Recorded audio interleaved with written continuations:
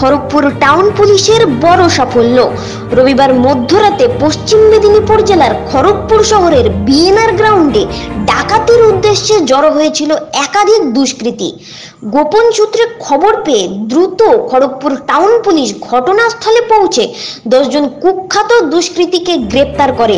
তাদের কাছ থেকে উদ্ধার হয়েছে একাধিক ধারালো অস্ত্র এবং একটি বন্দুক।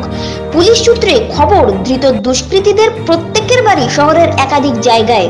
আজ তাদের এসিজেএম খড়গপুর অনির্বাণ মুখার্জির রেজাল্ট এসে তোলা হয়। এই ঘটনায় আরো কেউ জড়িত রয়েছে কিনা তদন্ত শুরু করেছে খড়গপুর টাউন পুলিশ। পুজোর আগেই পুলিশের এই কর্মকাণ্ড দেখে নিরাপদে এবং আনন্দে রয়েছে খড়গপুরবাসী।